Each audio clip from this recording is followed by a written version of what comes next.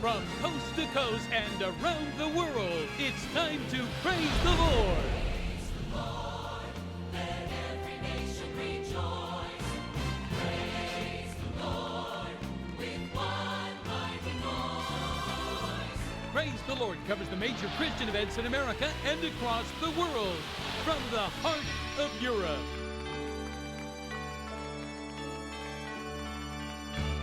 to the tip of Africa.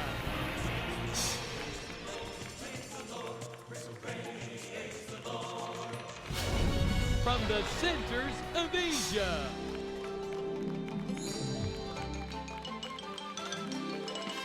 to Central and South America.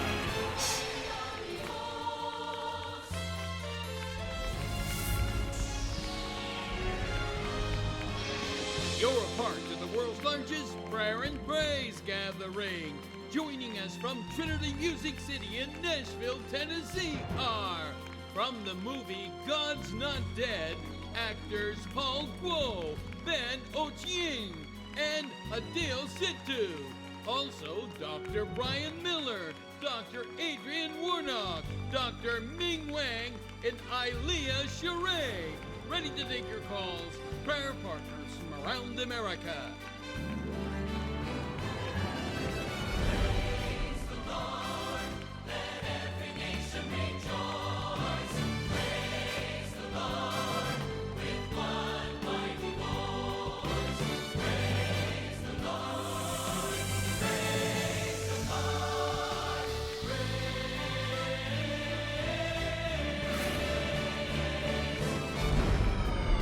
Now your host, Senior Pastor of Bethel World Outreach Church, Rice Brown. Well, we're talking about the movie God's Not Dead. The theme of tonight's show is God's Not Dead. The movie, there's a book by a friend of mine. No, it's my book, God's Not Dead. Really what happened was I was telling a friend named Troy Duhan about writing this book. He picked up the phone and called the company Pureflix and said, my friend Rice Brooks is writing this book. They flew here to Tennessee. We talked about the possibility of a movie and what it might be like.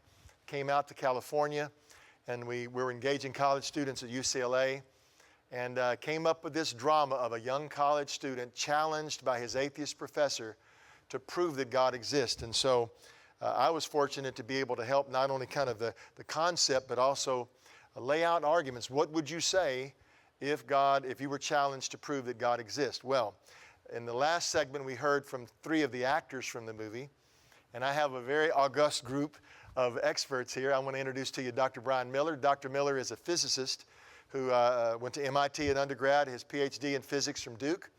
We have Dr. Adrian Warnock from Great Britain, the mother country. He's a psychiatrist, a medical doctor, and a prolific blogger. If you're a Christian minister, you need to go to adrianwarnock.com. And everywhere I go, people think I'm famous because he mentions me on his blog. But Adrian, what a prolific writer you are, and very connected to the body of Christ, to the church, not only in Europe, but here in America. And then, of course, our resident expert of TBN, Dr. Ming Wang. Dr. Wang, interesting, not only is he a medical doctor from Harvard, PhD in laser physics, attended MIT as well, but an eye surgeon, a world-renowned eye surgeon, over 55,000 eye procedures. Really, Dr. Wang, when you've been on here before, you're flooded with emails. I think, 86 countries emailed you. I have to tell the story of a woman watching this show in Morocco with blindness in one eye, losing her sight in the other. Here's Dr. Wang and sees stories of him in his clinic here, the Wang Institute, reversing blindness. And she flies to here, flies to Tennessee, and you're able to save her sight. But welcome all these 3 gentlemen tonight. Thank you so much for being here. Let me start with you, Adrian. You're right in the middle. You've traveled the furthest to be with us. You saw the movie. In fact, I sent you a link to the movie. You're a psychiatrist, you're a medical doctor, and we're going to talk in this segment about the credibility of the presentation in the classrooms of this young man defending the existence of God. So what were some of your reflections on as you just kind of saw the movie from just a scientific standpoint? Well, I think you know, for anyone who's been at university, there's the same sort of ideas are there, you know. Certainly for me, I remember sitting in ethics classes particularly where one of the professors was clearly very anti the faith. It's a bit of an irony, isn't it? That in the ethics class, that was when I felt most assaulted for my faith. Wasn't as bad as is in the movie, clearly, but I think that kind of experience is quite common for everyone. And I think for a lot of people, when a movie touches something that is real to them in some way, even if it's in a much smaller way, many movies answer that what if question. You know, what if your professor was an atheist? What if he was that severe on you? And you may not have had that level of severity, but because you've had it in a smaller way, you identify with it and you go, yes, you know what? I felt a bit like Josh. I felt uncertain. I felt afraid. I felt, should I share my faith? And I've certainly felt that way at work as well. Where you sort of think, well, people are very hostile here. Is it right to talk about my faith, or is it wise to keep quiet, or am I just afraid? And those kind of tumult of emotions, really, I think were very, very real for most of the people. And certainly when I watched it in a movie theatre, I've never been in a movie where there was more crying, laughing, and gasps at various points. Clearly, people were very emotionally engaged at a very deep level. Yeah. Now, just Dr. Wang, your reflections, because we went together. So, what was your from a scientist standpoint, watching a presentation? Many times, people default to just emotional experience. In fact, critics will say Christianity is just an emotional thing, and you know, if you don't feel it, then it's not real. But yet, didn't you sense there was more to this than emotion? Yes, I think what defines a great movie are three criteria. Number one, has a message. And the message is very clear. There is clear evidence proving the existence of God. And second, connection. And movie has to produce wide enough spectrum of characters, emotions, social, economic backgrounds, and ethnic background that many people can connect to. And this movie has succeeded in that. And number three is transformation. That in the beginning of the movie, these characters, through the events in the movie, their lives got transformed. Together with them, the audience, their lives have been transformed. So it's the message, the connection, and the transformation. And this movie, God's Not Dead, met all three. Now, I have to say that Paul Kuo, the Chinese actor who played a Chinese student who came to America and is hearing this debate in class, was inspired by me telling the screenwriters about you, because you came from China to Harvard University and came to faith at Harvard because of the witness of a professor. So it wasn't exactly that same portrayal, but yet it was kind of inspired by your characters. It had to be fun seeing Paul. He's better, much better looking. But just talk a little bit about your own story, that you came to Harvard as an atheist and what happened. I think one of the most powerful arguments in this movie is win in their own game. Scientists are known for the logics, being rational.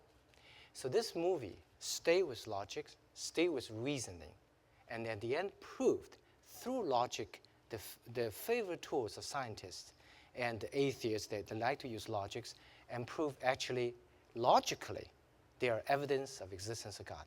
So that kind of connect to my own experience at Harvard. I was in the intellectual powerhouse studying there, but of course majority of these professors and students are atheists. They don't believe in the existence of God. They believe only in science and technology. And I was one as well. I believe solely in the power of science, and I believe science could answer all the questions in the world. But in the process of studying, something unexpected happened. The more science I studied, more unknowns I have. For example, the structure of human eye, human brain, so complicated, so complex, it is hard to fathom that it could come from random evolution, even in a short span of 13 billion years. The universe purported to exist. It would have taken trillions of years. So I was in crisis. My gung-ho scientific mind that could not answer those questions. So at that time, a professor, someone I respect greatly, a pediatric professor, I respect him medically, he saw an opportunity in this young man who believed only in science, but he was in crisis. So he took me out lunch and he said, "What's across the street?" I said, "There's a car." He said, "What's the difference between car and human brain?" I said, "Human brain is a lot more complicated." And I said, "Can a random part of metals assemble itself into a car?" I said, "No way." He said, "How about human brain?"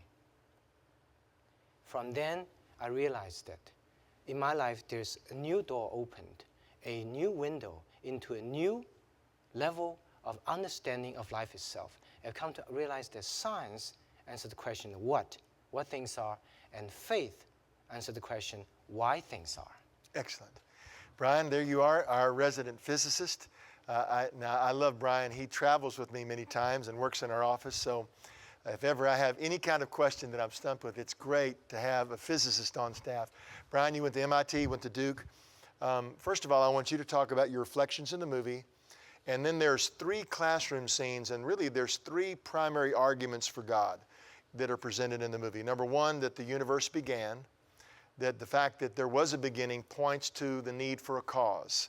The logical argument, if I had a whiteboard here, a chalkboard, it would go like this: everything that begins to exist has a cause.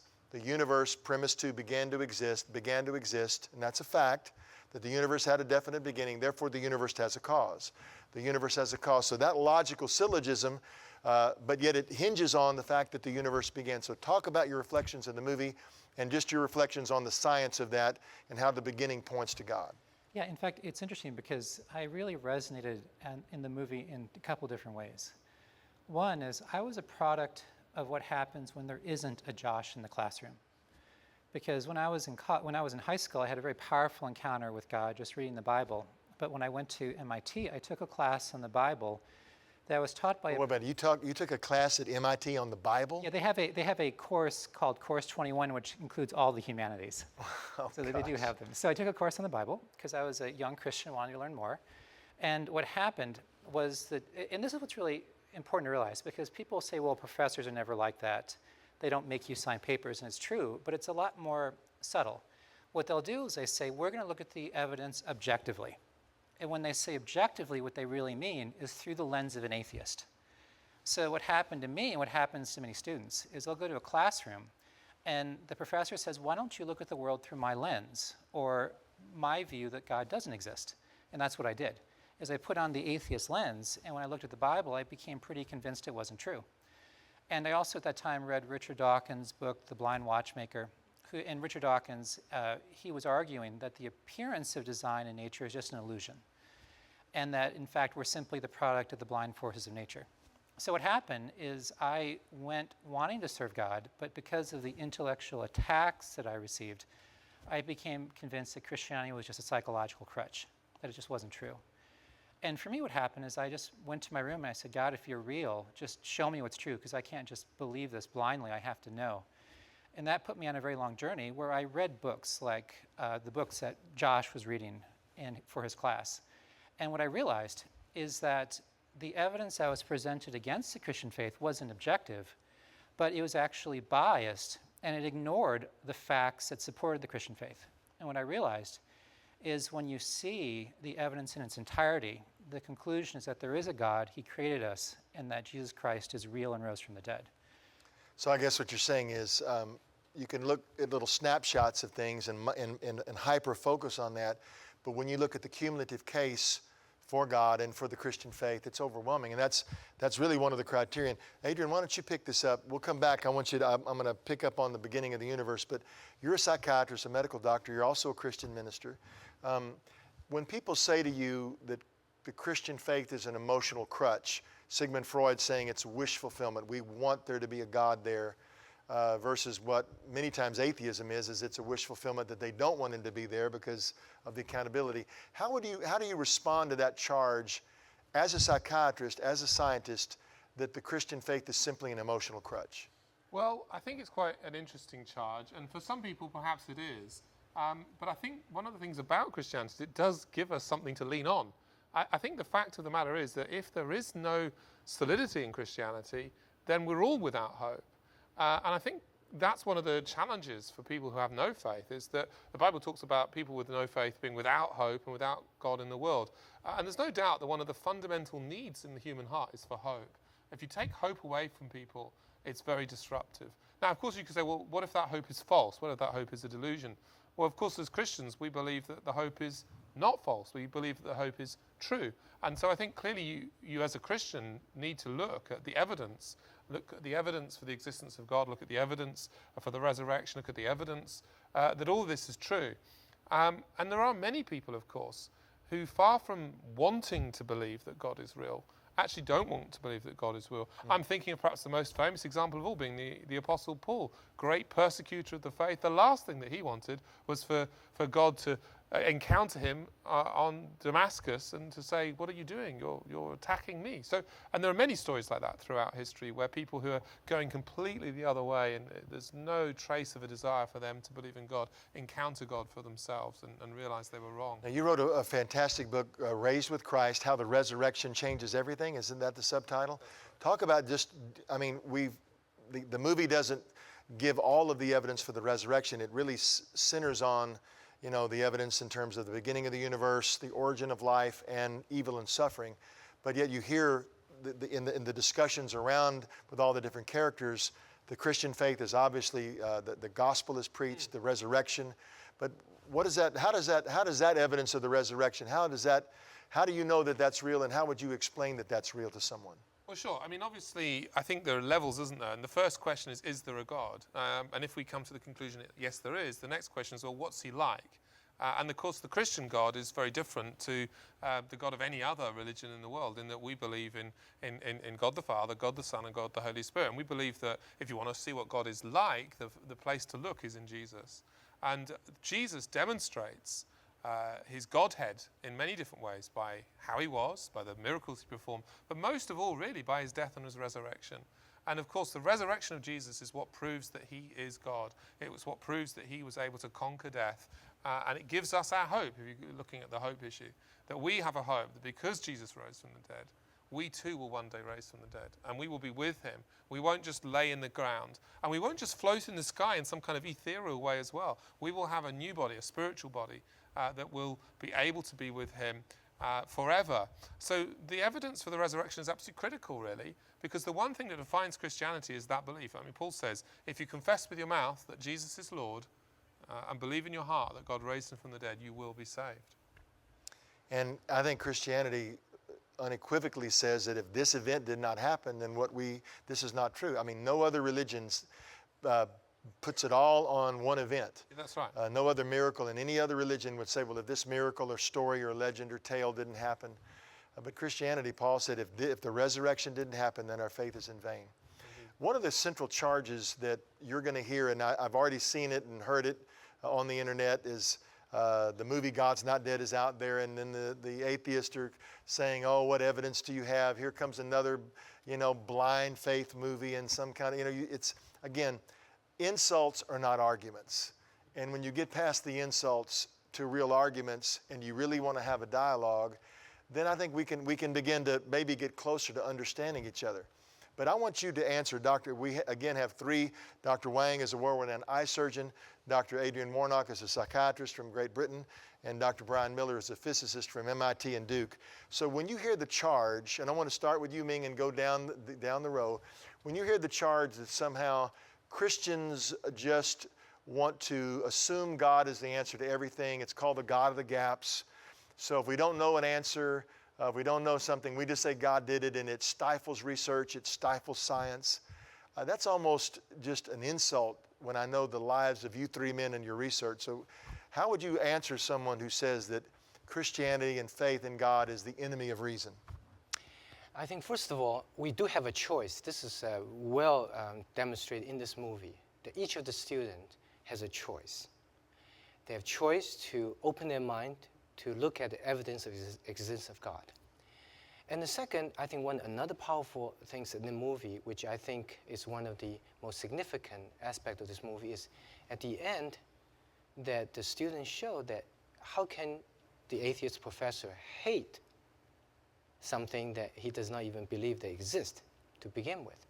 So I think... How can you hate someone if they don't exist? That's right.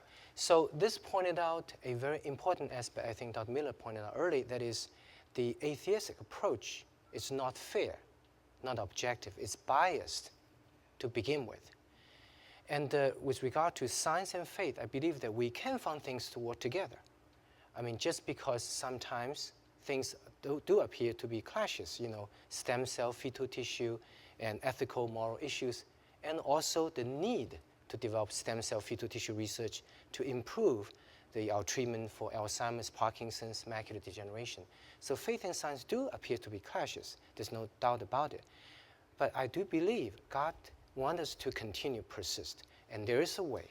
Yeah, and in fact, your research has been very telling, because when the ethics of we need the stem cells, but we don't want to hurt the baby, so you invented a way, or you discovered a way to take the stem cells from the placenta of the mother after having had the child, and use those stem cells to actually do the job that so you didn't have to hurt the baby. So again, but it was through research. It wasn't through just blindly saying, well, I'm a Christian now, so I don't have to research. I mean, that's, my kids, I homeschool my children, and when they bring me a math problem and say, well, what's the answer? They can't put Jesus in the answer. No, you have to find the answer to the math problem. Now, we can give God the honor for the overall complexity and mathematical order of the universe, but there's still an answer. And as Christians, Adrian, we are called to use our mind. I mean, you are a research scientist, so how do you respond when people say Christianity is the enemy of reason? Well, I think if you look back at the history of science, there's no doubt that science itself really was inspired by this search for truth, and the belief that there was a truth to find and that there was an order in the universe was very much inspired by the idea that there was a God who made order in the first place. And so the search for truth is very much the search of the human, really, whether you're doing scientific search for truth or whether you're searching for the God who made it all. And so for me, I think it's important that we realize that our intellect is no enemy of faith, that we are to look for the truth. So just as it matters whether or not a drug exists, it matters whether or not God exists. You know, whether or not a drug works, it matters whether or not God exists. It matters whether or not Jesus rose from the dead. It matters. And so we must find out the answer. It's interesting that, of course, one of the writers of the New Testament was actually a medical doctor. So clearly the science in his mind didn't hinder. So in other words, when you do pharmacological research and you're trying to see whether a drug being proposed is going to work or be valid, or is it going to hurt, I mean, that research is vital to know that this has integrity. And so in the same way, our search for God can't be casual, because it's not just that there's a God there, but you know, what specifically is this God like? And it's striking to me, actually, how many people make their decision about this vital question, is there a God, on such flimsy evidence. They've never really examined it. So they might be a real person of faith, but it's really because they've always been a person of faith, or they've grown up, or maybe they had some kind of experience. There's nothing wrong with that, but they've never actually stopped and looked at the evidence for themselves. But equally, I mean, you know, many people don't go to church, but they still believe in God. And you ask them, well, why do you believe in God? Or why don't you believe in God? And they've never really looked at it. So the movie we're talking about is God's Not Dead. It's opened in this past weekend, 750 theaters, to packed audiences, to cheers, to tears. People are telling their friends, they're taking not just their church groups, but people are bringing skeptical friends and saying, at least we have a conversation now based on a movie. They may not come to church, but they'll come to a theater to watch a movie. In this scene, in this drama, a young student is challenged by his atheist professor to prove God exists. Shane Harper is the actor who plays the student. He's from Disney Channel fame. Kevin Sorbo, who's become a friend. Kevin, who portrayed Hercules in the TV series, the long-standing TV series, plays the atheist professor. It's very dramatic. And there's 3 primary classroom scenes that discuss the evidence for God. The first classroom scene talks about the beginning of the universe and the fact that the universe did begin points to God. Brian, you're a physicist, MIT, a graduate, as well as Duke, a PhD in physics. How did that strike you watching that scene in terms of, is that real evidence that God exists, talking about the fact that the universe began? What's really interesting about the movie is I now, as you mentioned, will travel to universities and speak to students, and often professors will come who are atheists. And a lot of the discussions in the movie were the same dialogues I would have on the campus. So it was extremely realistic. And what's really interesting is you had mentioned the God of the gaps. And if you look historically, the idea of the God... Meaning this is the argument skeptics use, that Christians or people of faith just insert God if they don't understand something rather than research. Right, and what happens is the God of the gaps applies to the everyday laws of physics. Like back in the day, like Newton would look at the way the stars would move or planets would move. And he made the mistake of when he couldn't explain it, he'd say, well, maybe God was doing that. And what we realized is eventually it wasn't God's direct intervention in very crass ways, but it was the laws of physics. However, what people who make that argument don't realize is that whenever scientists recognize that there's a creator behind all of science, it pushes science forward. And whenever they deny that creator, it holds science back. So for instance, to do science, as was mentioned, you have to assume that the world is orderly, and you have to assume that we have the ability to understand that order. Now, if our brains just evolved to eat better, to flee, to reproduce, why would the brain evolve to understand quantum mechanics? That makes no sense. So atheists, when they do science, they have to borrow Christian assumptions. Also, what's happened is you had mentioned the Big Bang, and the whole idea of that is that the universe had a beginning. And as you mentioned, that means there had to be a creator outside of time and space, essentially the God of the Bible. So if at the Big Bang, if we use the terminology of science, time and space came into existence, then the cause of that would have to be spaceless and timeless. Exactly right. And what's interesting is atheists tried to resist the acceptance of the Big Bang because of its theological implications. Also, what happened, as scientists started to study the laws of physics, what they realized is the laws of physics were designed with life in mind. Because if gravity were a little bit stronger or a little bit weaker, we wouldn't have planets. We wouldn't have any way to support life. If the force that hold the electron to the proton were stronger or weaker, we wouldn't have life. Let me just set this up. Just imagine you had a universe starter kit, like a soundboard on your, and if you go to church or a concert, you see knobs that you're controlling the sound. And let's imagine that you have a knob for gravity or the strong or weak nuclear force or entropy. In other words, there are these forces or these constants of nature from the very beginning that if they are not fine-tuned exactly and all of them line up, then you don't have a life-permitting universe. Meaning that if there's too much, if you have a gravity knob on your universe starter kit and you put too much gravity, then the universe doesn't get out of the gate. If you have too little, then things don't form. So that precision. What does an atheist conclude when they see that precision? What did they default to? Here's what's interesting, is the obvious conclusion is that there is a creator that had us in mind. So the atheist doesn't want to accept that, so they imagine that there's an infinite number of universes which sort of go through all possible ranges of forces. Now, what's important to realize is that's based on blind faith. Now, you'll hear someone like a Lawrence Krauss, you'll hear even a Stephen Hawkins make these comments of how science is starting to go in that direction, but what they really mean is that their imaginations are going in that direction. There is no empirical evidence to support any of it. It's pure blind faith. But beyond just the fact that our universe was designed for life, we see evidence that there was a creator involved in the unfolding of our universe.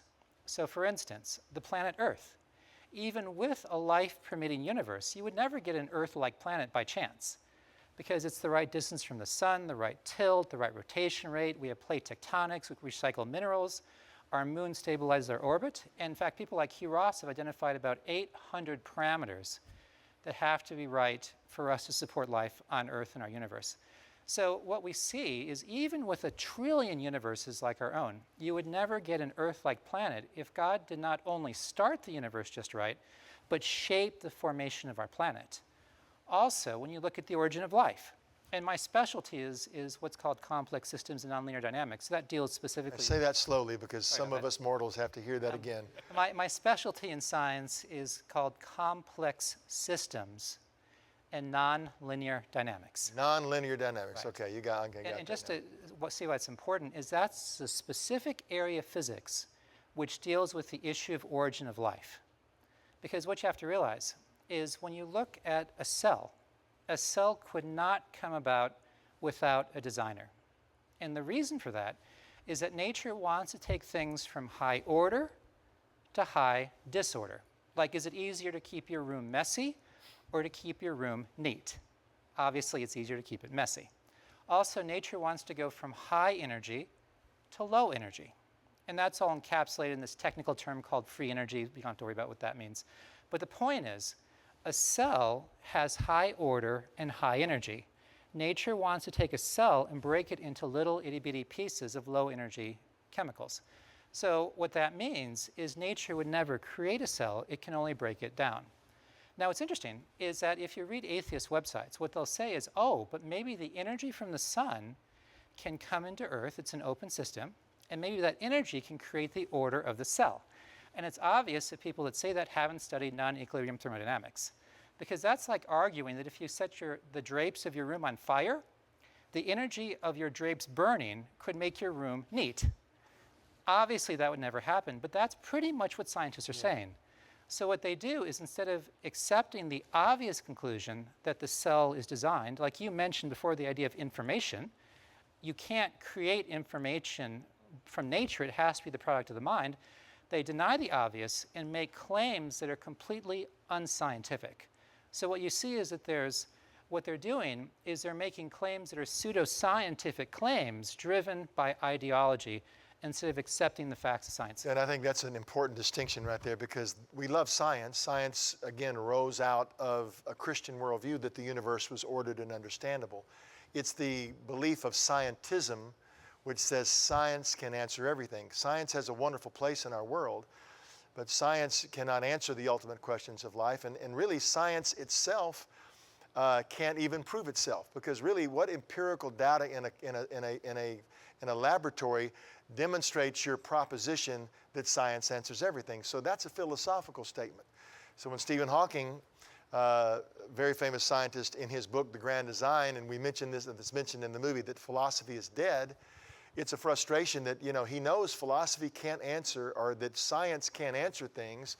He's trying to dismiss philosophy, but that itself is a philosophical statement. Now, without me getting too involved in this, because I want to ask the questions, Dr. Wang, when you're an eye surgeon, Darwin himself was perplexed with the eye. I mean, the complexity of the eye, the parts all have to be there. It's a term I've learned, it's called irreducible complexity, that in order to have sight, you have to have all of these components, the optic nerve, the retina, the cornea. When you look at the eye, 55,000 eye procedures, how does the order and the intricacy of the eye point to God, or does it point away from God? That was the very first evidence, or very first reason that I began to doubt my original, the belief that I was born as atheist, that I believe only in science.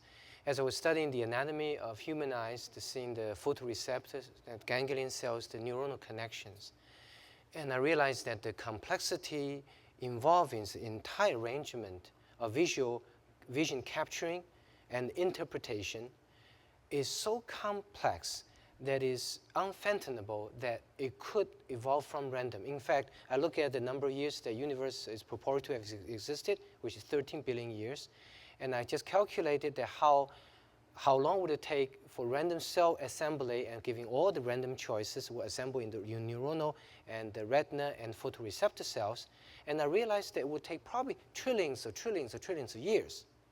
So it could not be possible for the entire lifetime of the universe to evolve just the structure of human eye. In fact, if you look at the neuronal connections, the neuronal synapses in one person's brain, say in your brain or my brain, the one person's brain, the number of neuronal synapses, the neuron connections, is equal to the number of all the stars that we have ever discovered in the entire universe. So the very complexity of the biological system, such as human eyes, is the strongest evidence of the existence of God, or intelligent design. Excellent. Paul Kuo, now your actor in this show is very much a centerpiece. A person who basically comes to university from China.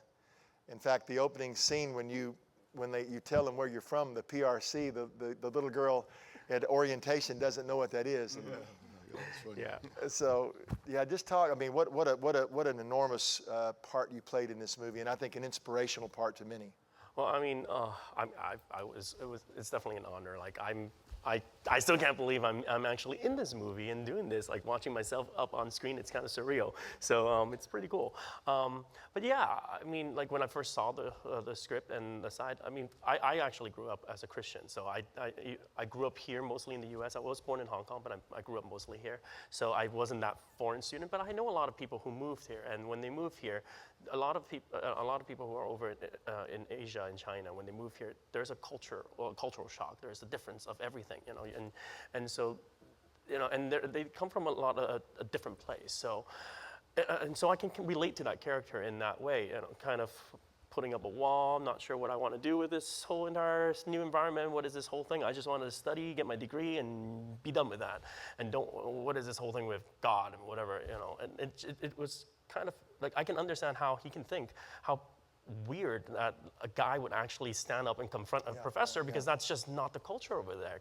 I mean, I haven't had a lot of time in Asia, in Hong Kong, but I had like 3 years of elementary school there, so I kind of have a sense, you know, the education system is not as open-minded to a certain extent.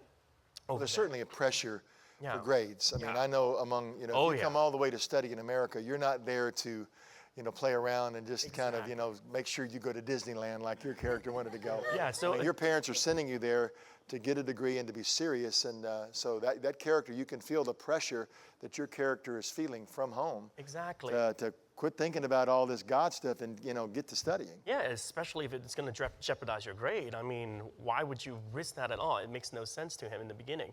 So it's a really, you know, I think it's a very realistic portrayal of how someone would actually find that a cultural shock and that, you know, new environment, and seeing something like this. It's, you know, so it's kind of like, I remember in the beginning, near the beginning of the movie, there's that scene where Josh is being told by David characters, the pastor, about how you know this might be the only chance they might have, you know, the students in that class.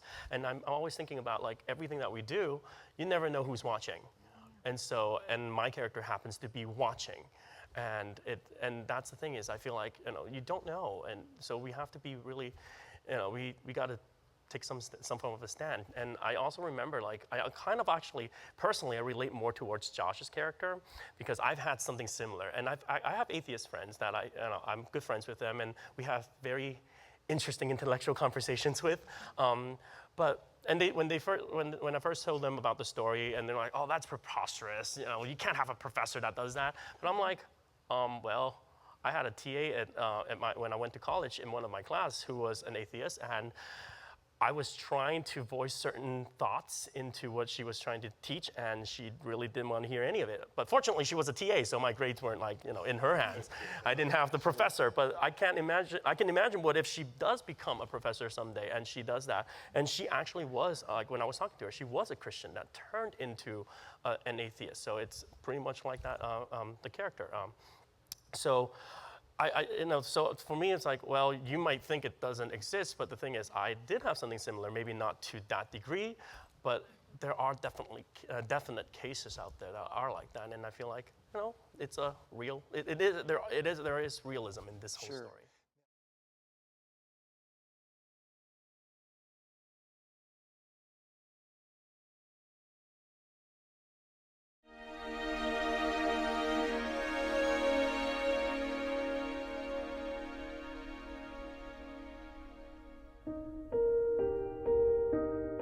De la 7 ani am ajuns la școală și când am ajuns cu problemele de vedere, îmi părea că o să fie totul închis, nu o să am prieteni, dar totul s-a ales prin puterea lui Dumnezeu.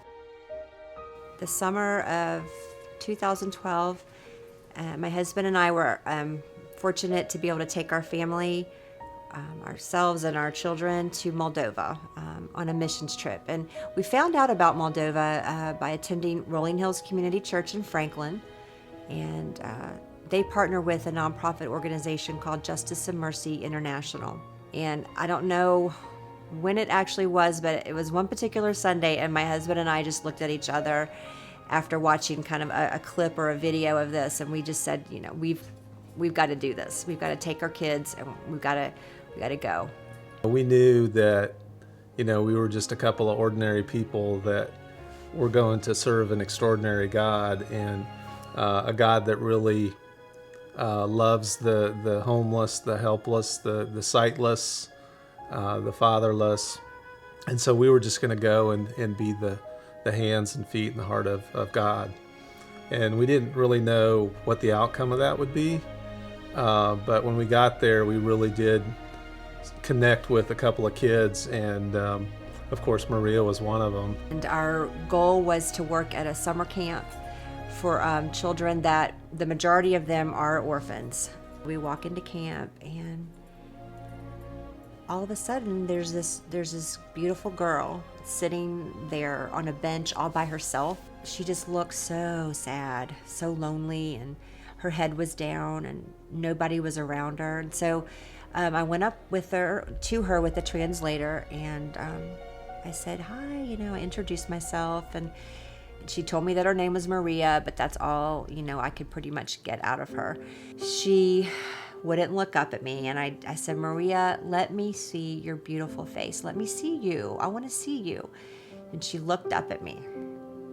And it was then that I realized that she had something just terribly wrong with her eyesight. I could tell. She told me that she hadn't seen her mother in about 9 years.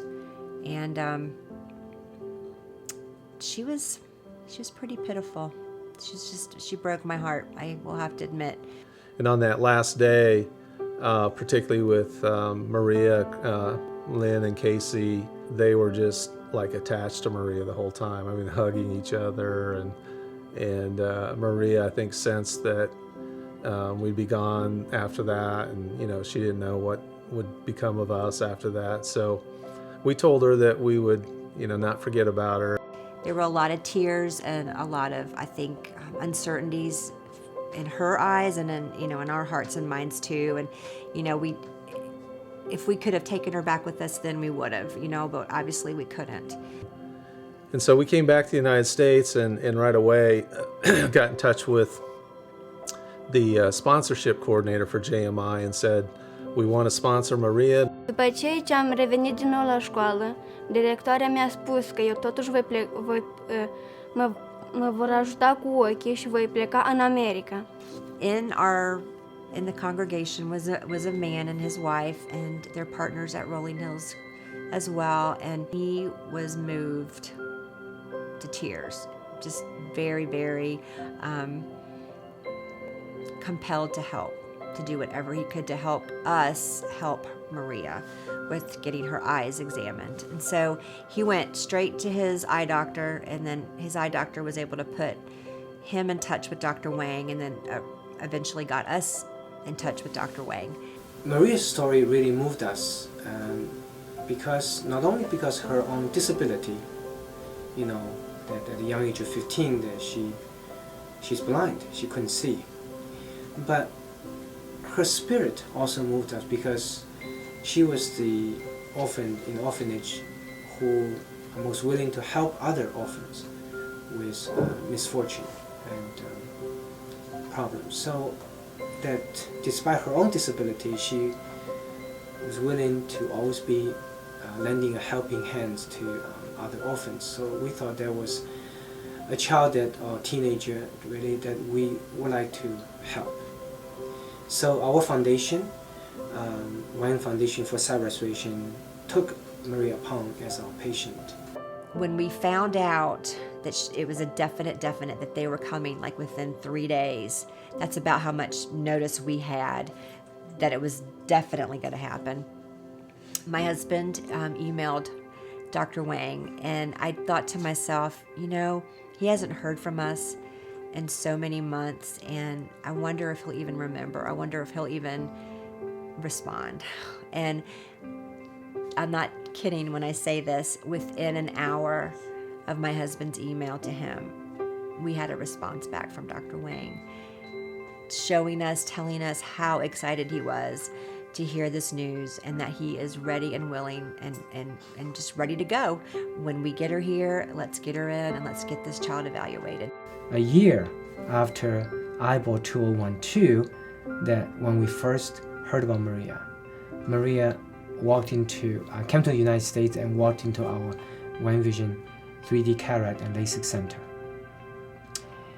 And I examined Maria and I realized that her left eye was completely gone, no possibility of sight, had a retinal detachment, and no one did any surgery to restore sight. So she is no light perception in the left eye. For her right eye, she has maybe 1% or 2% of sight. She could see light. So it's called light perception vision. We sat down and I plotted out the whole sight restoration surgical plan and involved 10 different steps. Each of the steps can have 2 possible outcomes, success or failure. And we can only get to the next step if the previous step is perfect or successful. So I was telling one of my colleagues that day that it was like you throwing up a coin, you land it, and it has to be heads in order to be able to allow to throw the coin again. So what's the chance of throwing coins 10 times all in succession, all come out with heads? I know that that's a very small possibility for humans, but God is powerful.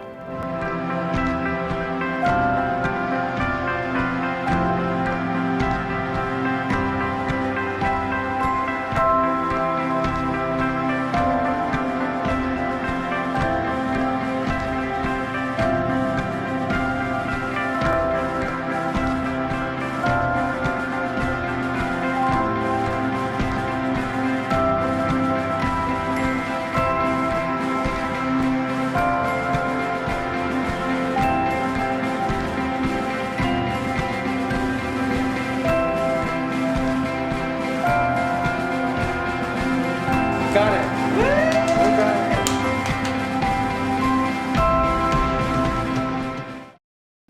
And guess what? It happened. God created a miracle. The surgery went beautifully. I was able to pull the iris off the lens surface without damaging the lens surface, the capsule. I was describing this to a fellow doctor. This is like if you take two pieces of saran wrap, stick them together, glue them together, and then you take a blade in between these two pieces of saran wrap and try to cut it through all the way, separate the two pieces of saran wrap without piercing through either of the saran wrap. It's very, very difficult, and it's nearly impossible. But impossible things happen today. After surgery, we all gathered around Maria, and I did not know, whether God will truly make her see. Even though surgery went well, but there could be intraocular structure, retina could be scarred, the optic nerve could be damaged. We could not determine all of these before surgery because we could not see those structure. So, excited by this possibility, I put my hands in front of Maria. I said, "Can you see my hand moving?" And she said, "Yes." The whole room full of people, everybody, myself, we all broke into a big celebration and laughter and joy, because we know that we're witnessing a miracle. Few of us as human beings have the experience of knowing someone in our lives who came out of darkness to light after many, many years, in this case 15 years. But even fewer of us will have the opportunity to be there at that moment when someone comes out of darkness into light. Every day is just a trusting God to continue to bring healing to this child's eye, to strengthen it, and to bring her to a place where she can live and she can function, and ultimately that she can know that her God, who created her and made her, has an amazing plan, an amazing purpose for her life. And we're just, Steve and I and Craig and Casey are just humbled, and we're just in awe of God. And why would He choose us to be a part of this? I don't know, but we're glad He did. Very often I get a question that people ask me, "Dr. Wang, why you work so hard? Why you work on these charity cases, this research, trying to help patients?" And we have helped many patients. Our foundation to date has helped patients from over 40 states and 55 countries with all side restoration surgeries performed free of charge. So why I want to do that? And that magical moment, that emotion, the ability to be part of that magical, life-transforming moment, such as Maria, open the patch, can see after 15 years, from darkness to light. I think that kind of moment is priceless. That moment is what we live for. That's a moment that reveals the true power of God. And the appreciation of the opportunity to study and go to school in this country, and the appreciation of the opportunity to experience God's power in such a rare moment of seeing someone coming out of darkness into the light is what motivates me, and that's what drives me to work hard, to continue to do what I can do to help others to see. Bucur foarte mult că am venit aici, fiindcă datorită Domnului și datorită doctorului Wang, eu acum pot vedea, acum am posibilitatea să văd. Am posibilitatea să văd ceea ce nu am văzut niciodată. Am posibilitatea să mă simt așa cum nu mă simțeam niciodată. Mulțumesc foarte mult doctorului Wang. Pentru aceasta, eu aș vrea totuși să știu. I see Maria. Oh, careful.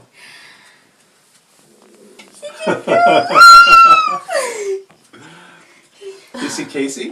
Look at Casey. Can you see me?